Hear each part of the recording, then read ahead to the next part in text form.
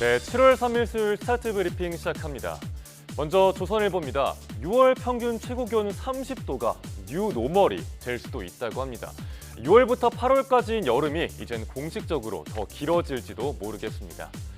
기상청이 여름 기간을 공식적으로 확대하는 논의를 할 예정입니다. 이유는 당연히 기후변화입니다. 보통 7월 말에 장마가 끝나면 8월까지 폭염이 이어지는 게 우리나라 여름 패턴이죠. 이런 예상 가능한 여름이 점점 사라지고 있습니다.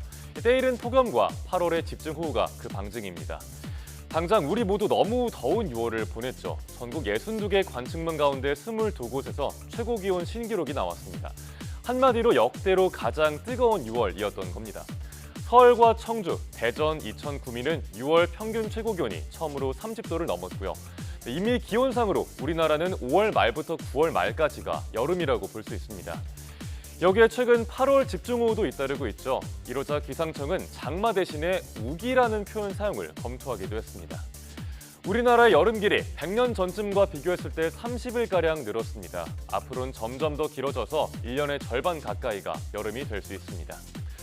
기상청은 최악의 경우 21세기 후반에 우리나라가 아예 아열대 기후로 변할 수도 있다고 예측을 합니다.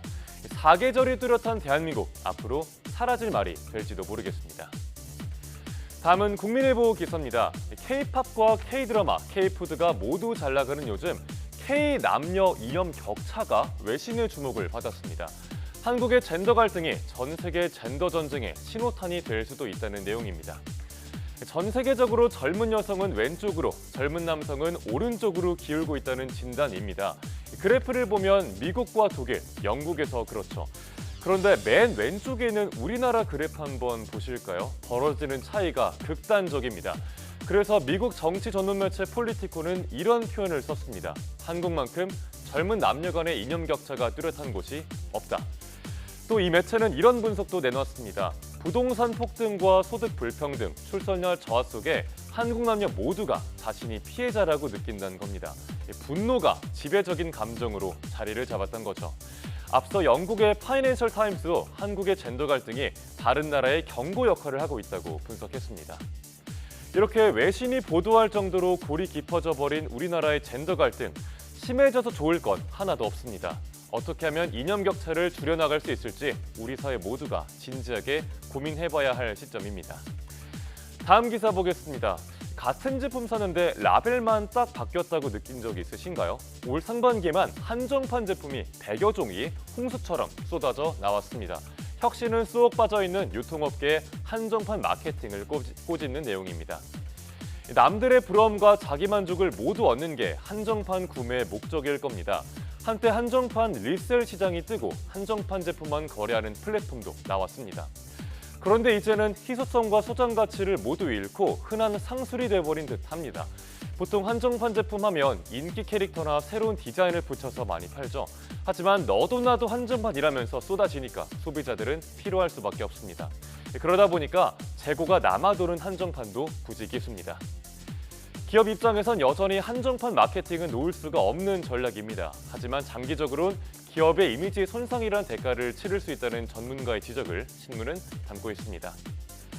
이어서 중앙일보입니다. 출산율 감소, 우리나라를 포함한 많은 나라의 고민거리입니다.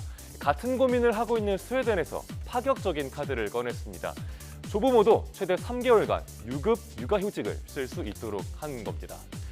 스웨덴의 부모들은 480일의 유급 육아휴직을 나눠서 쓸 수 있습니다. 엄마, 아빠가 각각 최소 90일씩 의무적으로 사용을 해야 하고요. 그런데 이제는 45일에서 최대 90일의 육아휴직을 조부모에게 넘길 수 있도록 바뀌는 겁니다. 스웨덴은 세계 최초로 부모 모두 유급 육아휴직을 쓸 수 있도록 한 나라입니다. 그만큼 제도가 자리를 잘 잡은 거죠. 하지만 합계 출산율이 지난해 1.45명으로 줄어드니까 파격적인 대책을 내놓은 겁니다. 리투아니아와 헝가리도 조부모 육아휴직 제도를 도입해서 운영하고 있습니다. 이러자 우리나라 고용노동부도 같은 제도 도입을 검토하고 있습니다. 우리나라 합계 출산율은 0.7명, 스웨덴의 절반가량이죠. 조부모가 손주를 돌보는 황혼 육아가 익숙한 한국에 시사점을 주는 내용이었습니다. 네, 마지막 기사 보시죠. 최근 화제였던 넷플릭스 시리즈 더 에이트 쇼, 이 스페인어 자막에 동해를 일본어로 표기하는 오류가 있었습니다. 그런데 넷플릭스의 자막 오역 논란이 또 터졌습니다. 김치를 라바이 차이로 표기한 게 문제가 됐습니다. 출연진들이 김치에 대해 대화를 나누는 장면이 문제 화면인데요. 중국어 자막에 네모 표시된 단어가 라바이 차이, 중국식으로 매운 채소 절임입니다. 기존의 중국어 자막 서비스에 김치가 파오 차이로 표기가 되곤 했는데 이번엔 또 다른 오역이 나오고 만 겁니다.